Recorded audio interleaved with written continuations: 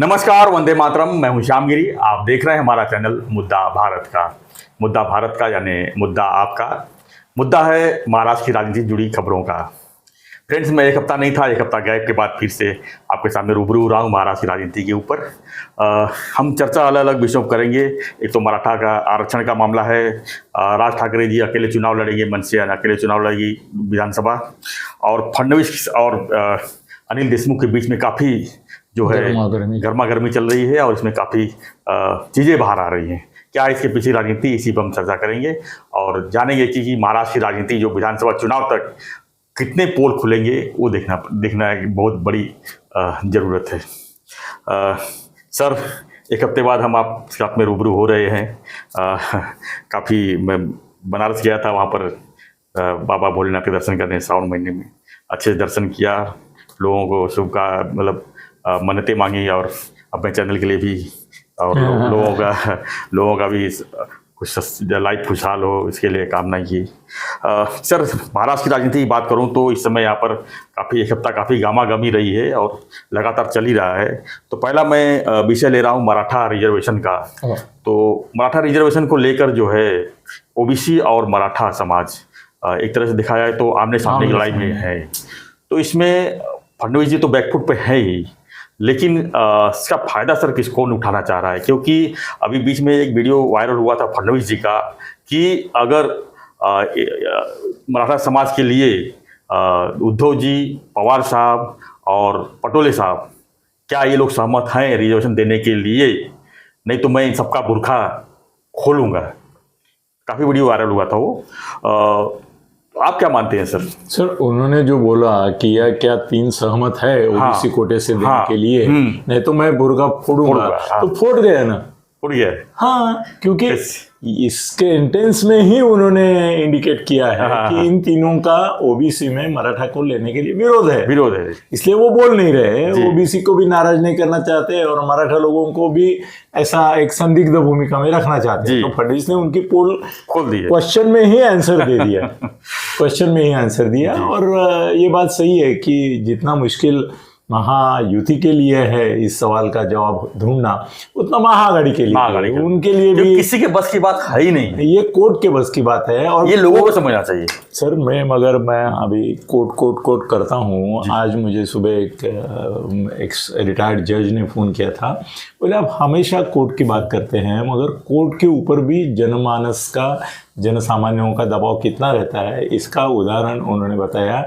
कि यूपी में ये जो नाम की पार्टियां लिखने का कानून हुआ था, उसके खिलाफ इतना क्रोध, आक्रोश, आक्रंदन, आंदोलन चल रहा था मगर सरकार डटी हुई थी, नहीं करना ही पड़ेगा। मगर सुप्रीम कोर्ट ने एक झटके में, एक सेंटेंस में खत्म कर दिया। चैप्टर ही खत्म हो गया, खत्म हो गया। मगर उन्होंने बोला कि ये बात हो गई वहां की, मगर उसके अलग रूप में ऐसा हुआ है कि मणिपुर में उन्होंने चुनाव जो हुए उसके बारे में बोला है कि वो फेयर हुए कि नहीं हुए, इसकी जांच हो। मतलब उनको भी डाउट है कि फेयर है कि नहीं, तो चुनाव ठीक है कि नहीं हुए। मतलब सुप्रीम कोर्ट भी जनता के दबाव में आता है।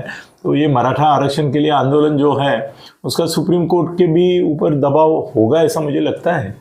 बिल्कुल होगा। और कानून परिस्थिति बिगड़ती है ना। बिल्कुल बिगड़ती है। सर, देखिए, देखा जाए तो रिजर्वेशन को लेके, मराठा रिजर्वेशन को लेके लोकसभा चुनाव तो बांग्लादेश में सुप्रीम कोर्ट के निर्णय से दंगे हुए।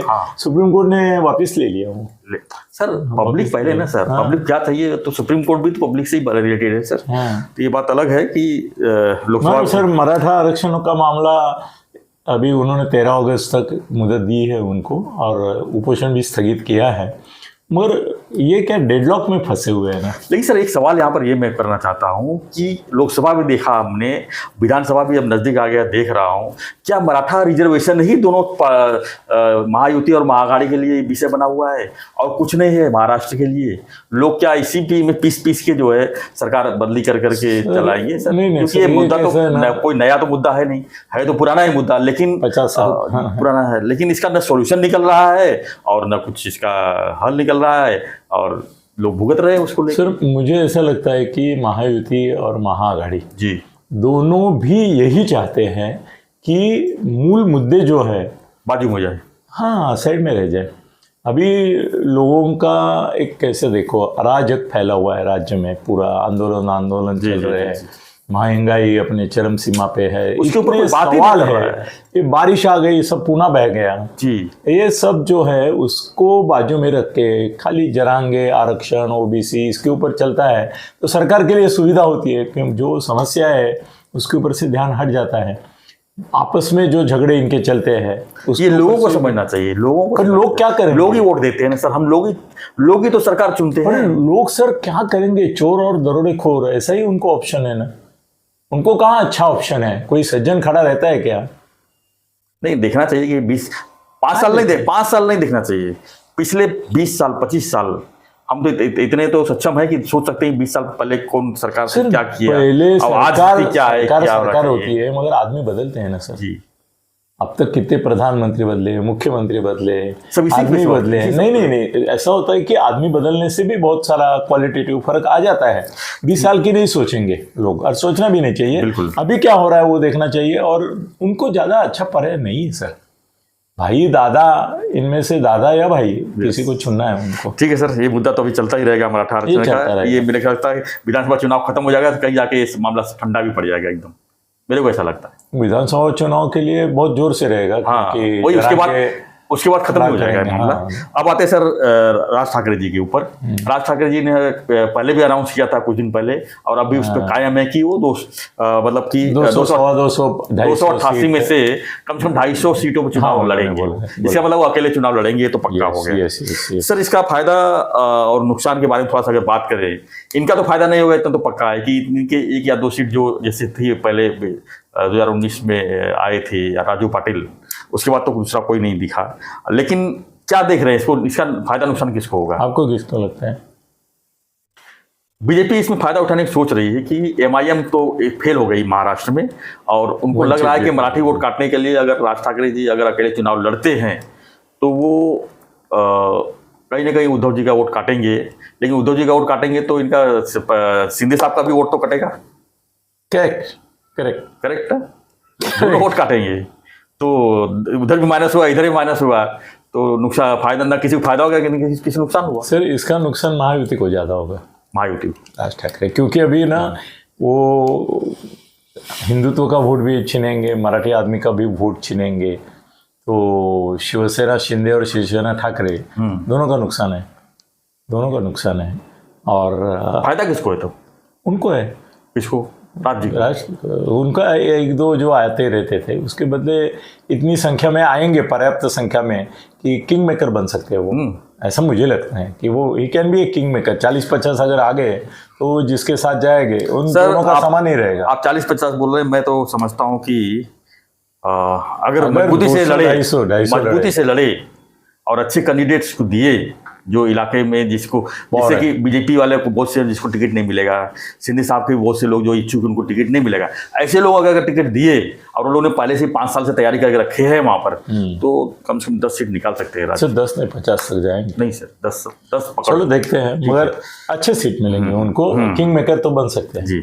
अब तीसरा विषय सर है फडणवीस साहब का और अनिल देशमुख के बीच का जो काफ़ी चीज़ें बाहर आ रही है। यानी कि 2022 के बाद जब फडणवीस जी विपक्ष में थे तो इनके मतलब नाको दले चना लोहे चना चबाने का होता है ना, उस तरह का दम करके रखे थे फडणवीस जी, तो मानना ही पड़ेगा। जैसे कि ये सचिन वजह वाला मैटर था, उसको किस तरह उठाया था उन्होंने, ये पालघर साधु वाला मामला था, उसको भी मजबूती से उठाया था। और इन लोगों का जीना है तो मतलब कि ऐसा लगा कि सरकार तो बना ली हो, लेकिन कैसे चलाओगे वो मैं देखता हूँ। तो अभी वो चीज़ें सर कुछ बाहर आ रही हैं, जैसे कि अनिल देशमुख को लेके जो है श्याम मानव जी ने देखो अभी एफिडेविट का जो मामला किया, अनिल देशमुख ने मतलब एफिडेविट साइन नहीं किया, उन्होंने 12-13 महीना जेल जाना उन्होंने कबूल किया, लेकिन अगर एफिडेविट साइन कर देते तो शायद वो जेल नहीं जाते, ये पक्का था। लेकिन उन्होंने जेल को चुना, उस एफिडेविट को नहीं चुना। अगर एफिडेविट साइन कर देते थे तो उद्धव जी और उनके बेटे और बाकी और 1-2 जन जो है जेल में जाते थे। तो मगर इसमें ना अभी भाजपा वाले अनिल देशमुख को बार बार पूछ रहे हैं कि इतने साल आप चुप क्यों रहे? मुझे ऐसा लगता है कि फडणवीस भी क्यों चुप रहे? अनिल देशमुख के बारे में मेरे पास क्लिप्स है, वीडियोस है, जिसमें उन्होंने उद्धव ठाकरे और शरद पवार के बारे में क्या कहा है, दुनिया को धक्का बैठेगा। तो अनिल देशमुख चुप रहा, ठीक है, वो अपराधी था, पर ये तो थे, वो उसी समय एक्सपोज कर देते, तो आज ये बारी नहीं आती उनके ऊपर कि अनिल देशमुख एक्सपोज किया, फिर आप जवाब दे रहे हैं। उसके बदले आप ही पहले बोल देते कि देखो अनिल देशमुख को हमने जेल में डाला है, और ये इनका समर्थन करते हैं। एक स्पेशल कॉन्फ्रेंस भी ली थी शरद पवार ने, और शरद पवार इनके बारे में ये देखो क्लिप, ये देखो, ये योग्य वेळी करू म्हणतात आणि करत नाही। योग्य वेळ कौन सा था फिर? नहीं, क्या यही था वो जब अंदर गए। हाँ, तो अनिल देशमुख, इसमें क्या लगता है कि अनिल देशमुख जो है उसने अभी श्याम मानव के थ्रू ये किया था वगैरह, ये भी एक्सपोज कर सकता था पहले जी। आज क्यों कर रहा है मालूम नहीं, इलेक्शन के हिसाब से कर रहा होगा। मगर फडणवीस को भी अभी उनके पास क्लिप है, तो अभी भी वो दबा रहे, वो क्लिप बाहर कहाँ ला रहे हैं? क्यों सर, क्यों दबा रहे? शायद होंगे नहीं, होंगे ही नहीं। हाँ, कोई बोल सकते हैं ना सर, तुम्हारा खड़से बोलता था कि नहीं मेरे पास सीडीज है सर, वो तो भाजपा में चला गया। फडणवीस जी ने विधानसभा में कहा था कि बीएमसी के जो घोटाले हैं उसके पूरा पेन ड्राइव मेरे पास पड़ा हुआ है। हाँ ना, और मैं बहुत खुश हुआ। उन्होंने तो नारायण राणे के बारे में कितना बोला था, उन्होंने कहा तो मैं बहुत खुश हुआ कि चलो बीएमसी का पोल तो खुलेगी, कौन किस तरह इन्वॉल्व है, सब कुछ नहीं आया। नहीं, क्यों, वो लोग ही इधर आ गए। मतलब जो पेन ड्राइव में थे वो सब इधर आ गए। सर कैसा है ना, इसमें एक बुरा चीज ऐसा हो गया कि अनिल देशमुख और फडणवीस एक जेल में जाके आया है और दूसरे जेल में जाने की तैयारी में था, क्योंकि उद्धव ने वो भी प्लान बनाया था, पूरा प्लान बनाया था इनको भी डालने का, 4-5 लोगों को। शुक्ला का हाँ, नहीं, बहुत टेपिंग मामला, सारे मामले में घुसा सकते थे। तो वो उनका नसीब कि वो जेल में जाने से पहले सरकार बदली की है। मगर अभी अगर ऐसा होता उद्धव का डाव तो यशस्वी, तो फडणवीस अंदर होते, फिर फडणवीस बाहर आते, फिर वो बोलते मेरे बच्चों, ये खुदा न खास्ता अगर सरकार बदली हुई तो सर ये तो ड्रामा चलता रहेगा, फिर चलता रहेगा। हाँ, इनको अंदर डाला है, उनको भी अंदर डालेंगे, जाएंगे। हाँ, उद्धव की सरकार आएगी तो फडणवीस, चंद्रकांत दादा पाटिल, आशीष शेलार, दरेकर, प्रसाद लाड, सबको कहीं न कहीं फंसा के अंदर डालेंगे। शिंदे साहब को भी टारगेट करेंगे 100%। शिंदे साहब को नहीं टारगेट करेंगे। क्यों? वो तो सबसे बड़े गद्दार ना सर, अब गद्दार तो मानते ही ना सर। सरकार गिराई, उनकी पक्ष ले लिया, उनका चिन्ह ले लिया। इसका कोई और कारण है कि नई सरकार जो बनेगी उसमें कांग्रेस और शरद पवार कांग्रेस और उद्धव, इनमें से उद्धव के साथ उनका बैर है, मगर कांग्रेस और राष्ट्रवादी शरद पवार के साथ नहीं है। शायद ऐसा भी हो सकता है कि कांग्रेस को बाजू में रखने के लिए भाजपा को छोड़ के ये लोग साथ में भी आ सकते हैं। हाँ, 100%। मतलब कांग्रेस बाजू में, बीजेपी बाजू में, बाकी सब लोग मिलके बनाओ, 4 मिलके बनाओ, ऐसा भी हो सकता है। तो ये अलग ही मामला होगा। 2024 का पिक्चर अलग ही दिखेगा, इतना पक्का है। यस सर, है ना? ठीक है सर, आज का चर्चा हमारा यही था महाराष्ट्र की राजनीति के ऊपर। तो पहला था मराठा रिजर्वेशन, दूसरा था राज ठाकरे जी अकेले चुनाव लड़ेंगे क्या कर सकते हैं, तीसरा था फडणवीस और देशमुख की लड़ाई में जो है किस तरह के पोल खुल सकते हैं विधानसभा चुनाव तक। तो आपकी क्या प्रतिक्रिया इस पर हमें कमेंट बॉक्स में लिखिए। और हमारा एक रिक्वेस्ट है, चैनल को अगर सब्सक्राइब नहीं किए हैं तो प्लीज़ सब्सक्राइब कीजिए, क्योंकि हम विधानसभा चुनाव जुड़ी अंदर के इनसाइड स्टोरी बहुत सारे आने वाले हैं, उसको हम आप तक पहुँचाने की पूरी कोशिश करेंगे।